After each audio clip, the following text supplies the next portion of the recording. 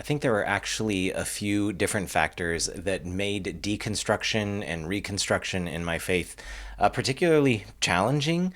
A part of it being that since my deconstruction was happening after getting a Bible degree and starting to work in both the church and Christian school context, it made this sort of like cycle occur where it felt like I would have these questions that would bother me, or I'd have experiences that would bother me. And I would wrestle with them, but at the same time, I'm also like trying to teach other people and encourage them in their faith. And so I feel like the metaphor that is the most fitting for what it was like for me is sort of like there's this cliff that I was climbing up, and it was hard to get handholds, and like at the top of it was having like a strong and secure faith, having that trust in God that I saw other Christians have, and it was like I would scramble up the cliff all the time. Like, how about this argument for God's existence? Or let me listen to that podcast, or let me watch this YouTube video, and like I'll go to that conference and try this thing. And like there always seemed to be like this grasping and clawing, and either like there'd be times when life was really difficult or a really difficult question would surface, or maybe I'm listening to the wrong media or listening to the wrong voices, and a lot of the doubt would flood back in, and it would feel like as I'm like scrambling up, I would like lose my grip and fall back down. Um, and so it wasn't like, it's almost like deconstruction wasn't even the right word, because it wasn't like the whole thing got picked apart. It was like actively being picked apart as I was trying to fix it, which is why I feel like it's more like this. I was trying to climb up this cliff to get to a different place. And in the process of climbing, I kept slipping down. But there were sort of like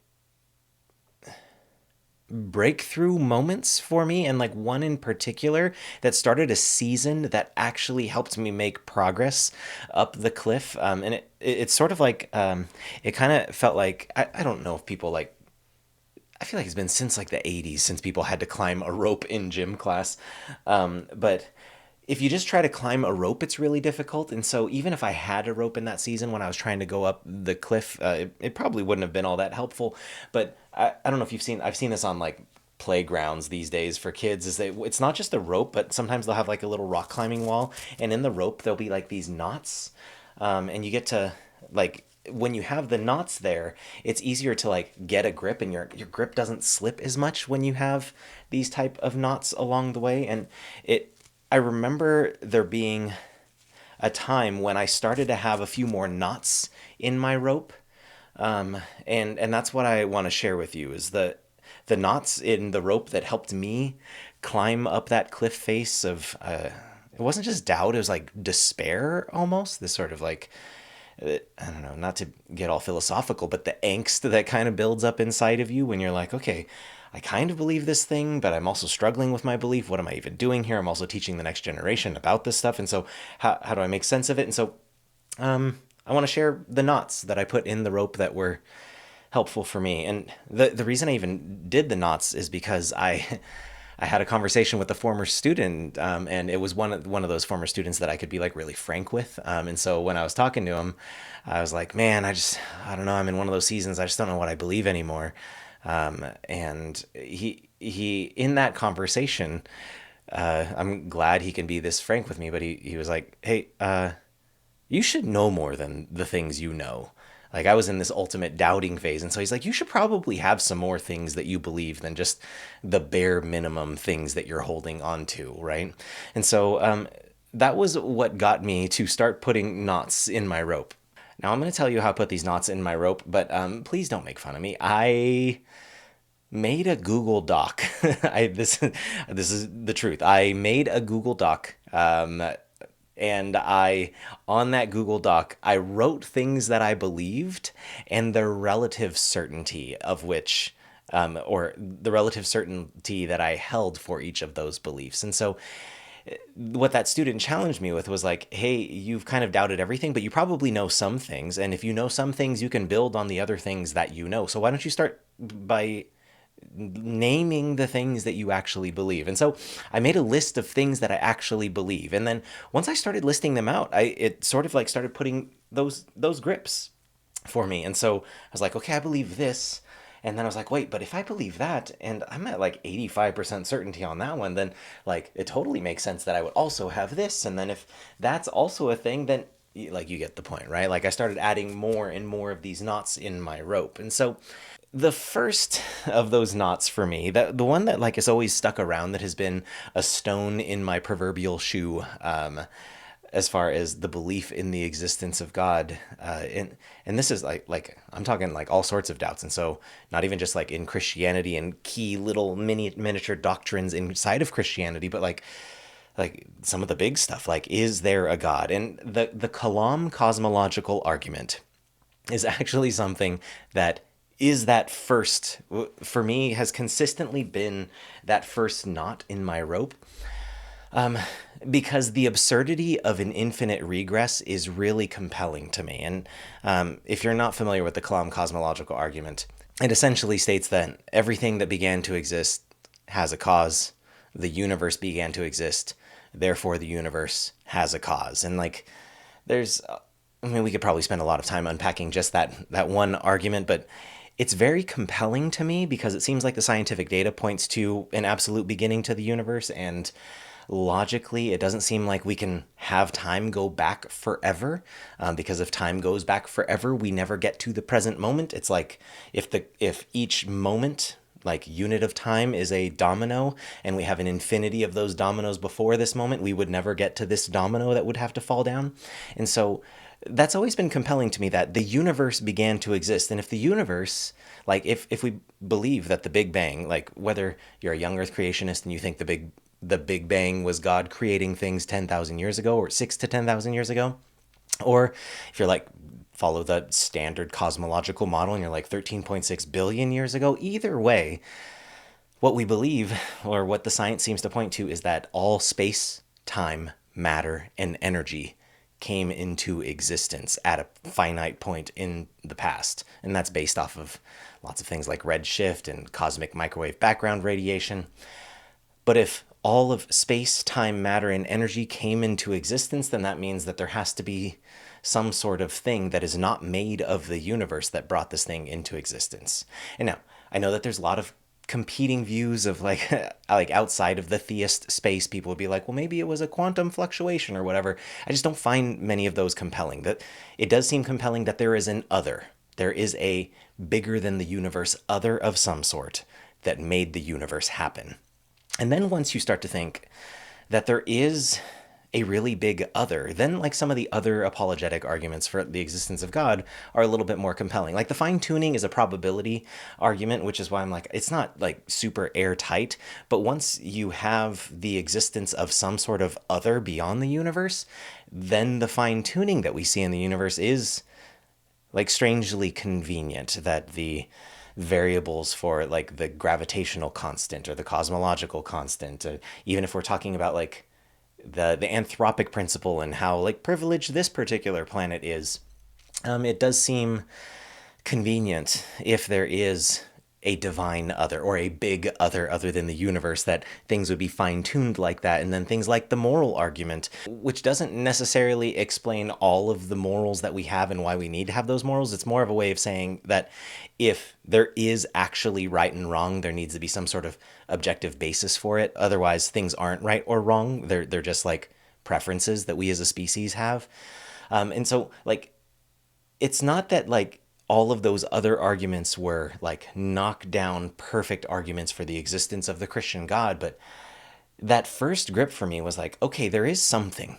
There is a something that is bigger than this universe, that is transcends space, time, matter, and energy, and has like, I guess, the volition and power to be able to make stuff happen the way that it did. And like, naturally, historically, people have just called that type of being a god.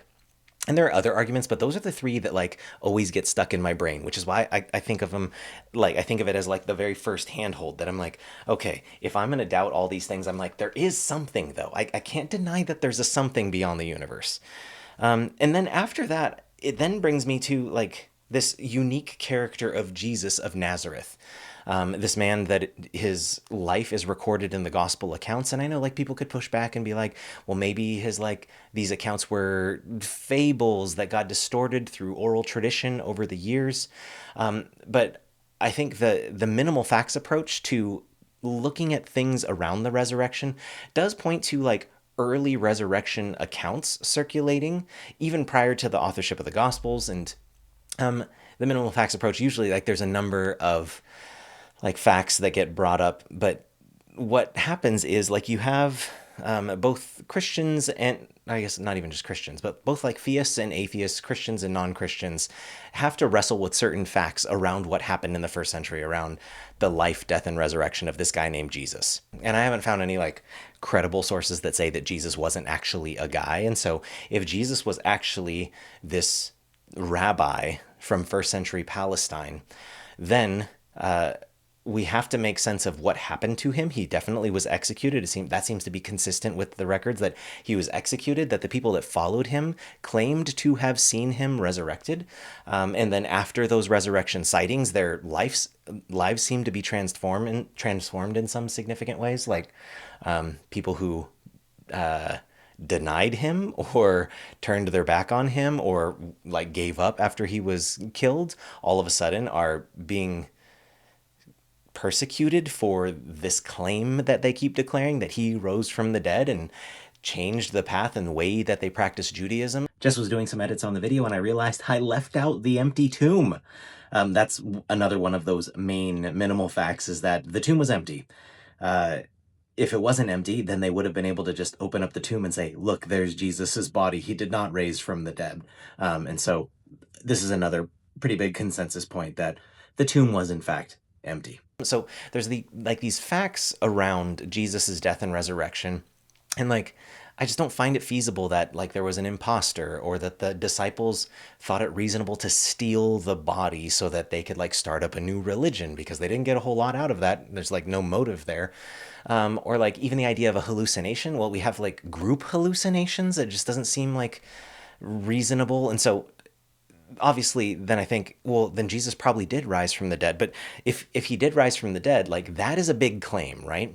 And that's why like I talked about the rope, is because like it's a big claim if all we have is a naturalistic closed system universe. But if there is a bigger something out there, like if it's not just stuff, but there is a transcendent, spaceless, timeless, immaterial energy, energyless person that could bring the universe into existence and ground morality and like fine tune the variables of the universe, like if that exists, then when I survey all of the options, if I'm like, if I have relative certainty that there is a thing beyond the universe, then when I get to the death and alleged resurrection of Jesus, I'm like, oh, actually, like I could take a grip on that idea and think maybe he did actually rise from the dead if there is in fact something beyond the universe that can, if there's something that can cause a universe, then there's probably something that could cause a guy to rise from the dead. Like that's not inconceivable. So if you got something bigger than the universe and you got a Jesus that may have risen from the dead, who made a lot of claims, and like I know that a lot of his claims to divinity weren't very explicit, but it does seem like he was indicating that he was the messianic figure in the teachings that he taught, and that in a lot of ways he did things that would be credited to the divine, like forgiving people's sins, like dropping lines like I am, or I mean, I know that it's not directly translated because it's Greek, so he's actually saying it is I, that's how it's translated, but he has all these like little hints, and like the early community calling him Lord, which could just be a word for respect, but it's also how the Septuagint translated the Lord.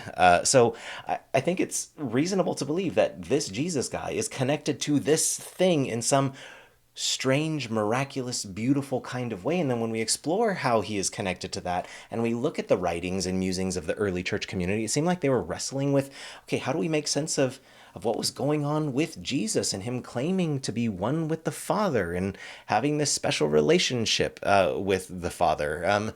And so what we see there is like, okay, this guy was very, very special. And what the early church was saying about him, they saw it firsthand. And so after that, like I don't like jump straight to the inerrancy of scripture. I'm not like, oh, so therefore the Bible is a book that doesn't have any error. I think we can get close to there, further up the chain, but at least we have like there is a God and Jesus is very significant, and the early church thought some very significant things about that Jesus. And the next link actually might seem tangential, but I think is actually the next link for me. And there's a guy named Ravi Zacharias, who was an apologist who taught a lot of things, and I know like some things happened after he died. Some news came out that was pretty detestable and saddening, but nevertheless, he had this one framework that I found really really helpful, and that was that if a worldview is going to check out, it should pass three tests, and those three tests are: it should be empirically adequate, it should be logically coherent, and it should be existentially relevant. In other words, there should be some evidence for it. You should be able to see that it fits with the world that we observe.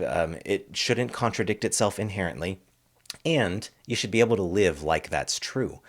And then when I looked at those first two claims, and then I looked at the claims of the early church, and the things that they were saying about God, I thought, like, okay, let's run those through this test. Like, are they inherently contradictory? Does it seem like it matches up, like this view of the world and morality and the God that operates in this world? And I found that I'm like, yeah, it seems like this stuff, like there are places where I could still poke and be like, that's a really good question I still have. But for the most part, I'm like, it seems logically coherent and matches the world that I live in. And I think the most powerful bit is that I can actually live according to this.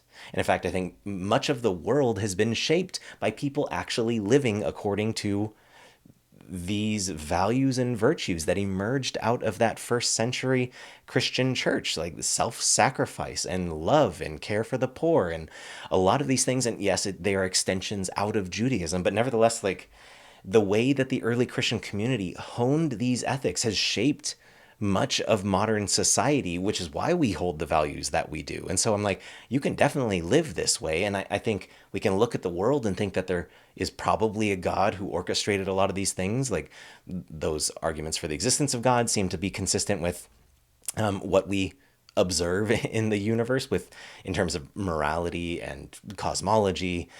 And there also is, when I look within Christianity, we've had couple millennia of people thinking about these questions and trying to figure out, okay, where it seems like there are logical contradictions, how do we make sense of this? And so the fact that there is something beyond the universe and something very special happened with Jesus that changed the people who saw what happened, and it's a worldview that is logically coherent, empirically adequate, and existentially relevant, then I'm like, okay, there's a lot to this. And it's almost like that slippery cliff started to get handholds, and I started to make some progress upwards because I'm realizing that no, it's not like I'm scrambling for whatever I can grab onto and then letting go and scrambling for another thing, but rather I'm like, I have a really reasonable amount of certainty about each of these points on my way up.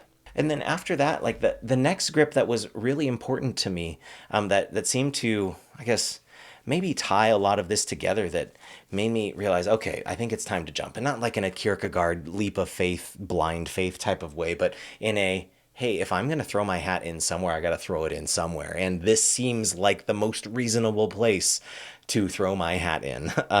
Do people still say that? Throw your hat in? And this last bit is community. And I know like that one probably sounds soft to you. But it came from this chunk in Mere Christianity where C.S. Lewis is talking about the Trinity, and he's talking about the ways that we try to poke at, prod at, and try to understand the divine. And he uses sort of like scientific vocabulary. He says that the instrument that we use to study the divine, like a telescope we use for the stars, and maybe you have like a beaker for some chemistry, but the instrument that we use to interact with and study the divine is the whole human person. And then he takes that a step further and then says it's not just the whole human person that is used in discussing and analyzing and thinking about the divine, but it is the community of people who have been doing that study, who have been doing that interaction with the divine for a long time. And so some of you might have been like, okay, this is the ring where he's going to introduce the Bible. And like, you might be like, wait, why is he talking about community now? And I actually think that this was my backdoor way into recognizing the reliability and the authority of Scripture, was because there is a community of people who have experienced the divine, who have thought deeply about the divine, who have poked and prodded and examined these written words and these testimonies of people who have experienced things in the past about the divine. And that community is the instrument through which we experience the divine. And out of that community emerged these documents. Because I don't think it was like God was like, you know what I need to do? I need to write a book. I think God has been interested in redeeming and reconciling humanity to himself and setting the universe back in order. And if that's the case, then what we as humans have been doing along the way, as God has been doing that in us, through us, around us, between us, as God's been doing that, we as humans have been writing stuff down and passing on stories and documenting the ways that God has been doing things. Like, if you've read your Bible, you know that this is what's happening in the text. Like in the Torah, we have the story, like these origin stories of humanity and these origin stories of God's people, and then these like sort of like cautionary tales of things that happened in the early history and formation of those people. And then you have the history bits where like a lot of that's just narrative, right? There's not even prescription in there. It's more descriptive of here's what was happening among God's people. And there are like moments where God intervenes and is saying, here's the thing that I'm doing now in history. And you have the Psalms and Proverbs and the other wisdom literature where you have God showing wisdom through wise sages who are connected to God, and the prophets who are receiving messages from God and sharing them. And in the Gospels, we have the stories of Jesus and the things that happened with him, which is like God in the flesh working with people. And then people are like, we should write this stuff down. And then the early church who's writing letters to each other because the thing that happened when they experienced and saw God in the flesh rise from the dead, they were like, we have to make sense of this. Let's write to this church in Ephesus and encourage them and tell them the truth about all this stuff that's happening. And all of that emerges out of this community of people that is dedicated and connected to this thing that happened with Jesus because of this divine being that is working in the world and is real. And so I climbed up these these knots in this rope, and I found myself at the top of this cliff. And at the top of this cliff was like a new sense of security and a new sense of trust. And you'll notice along the way that I'm not using like, I don't know, like dogmatic, hard, like pound my fist on the table type of language. But there is a security and a trust on the other side of doing the authentic hard work of trying to look at the best explanations for what is going on in the world. And I found that in going through that process, I came to a place of stability and trust that there is, in fact, a benevolent divine being that brought this universe into existence, that did something special in the person of Jesus. And through that community of faith, revealed that there was something beautiful and mysterious happening between the Father and Jesus and the Spirit that Jesus sent into his church. And they're all distinct but united in one essence. And he's starting to like hint at Trinitarian theology here. And this early community was documenting the things that they experienced with this divine being. And we have the benefit of reading all of that and continuing to explore and understand what those people experienced of God. And then we see it even in our communities today, the way that God is still doing a lot of the same stuff in our world today. And it like gives us a new set of lenses. And so you'll notice that it's not like I have airtight reasons and anyone who doesn't agree with me is a moron, but rather I've seen and I've climbed, and there is enough certainty.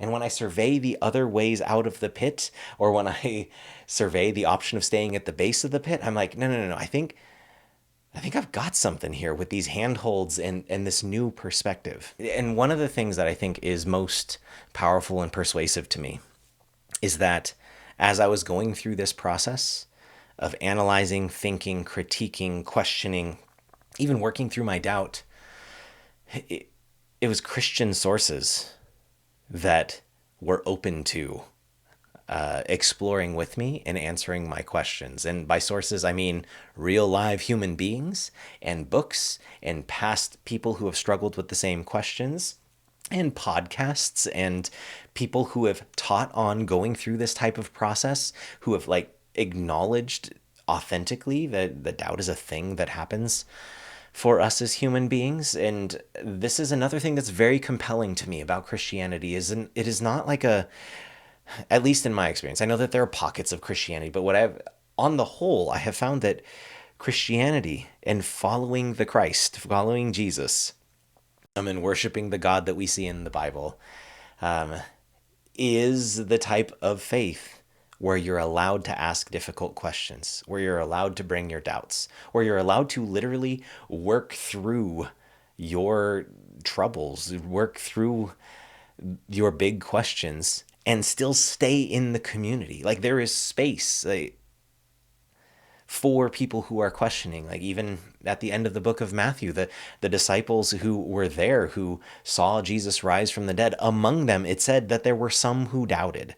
And so the fact that from the very beginning we've had space for people to ask these types of questions is even more reassuring. Like maybe that's another knot in my rope, is the fact that like the moment I find myself sliding back down that cliff, I'm still in the community. Like I'm not banished to the base and have to climb back up again, but rather like I can keep my questions and continue to work through them and still be in fellowship with other believers in the God who created the universe. So I tell you my story because maybe some of these knots would be helpful for you. Maybe you need some knots in your rope, or maybe even just the analogy might be helpful for you. Maybe you need to start tying some knots, and maybe you need, if you're nerdy like me, maybe you will open up a Google Doc and write relative percentages of how much you believe certain things that can help you climb up out of this deconstruction, out of the slippery slope of despair, if that's what we want to call it now instead of deconstruction. And I want you to be encouraged that there's space for your questions. And I want to encourage you to continue honestly pursuing truth. I know that when I was at the base, there were times where it felt like I was pursuing truth, but I actually was just like wanting to complain about the fact that I don't have answers. But once I actually started the climb of being like, okay, let's try to find something I can grip on, and not 100% certainty, because that doesn't exist. But like, do I have enough certainty to like get a foothold and move a little higher? I want to encourage you. You can get a foothold. It can happen. And this isn't the first time I've talked about some of my like deconstructed process. If you want a little bit more about that, I had another metaphor that was about like holes in boats and ships sinking that, I don't know, some people found helpful, and it was really helpful for me, obviously, that I made a video about it. And so I'll link that right here. So I wanted you to be encouraged. Let's put some knots in those ropes, huh? Go team, go.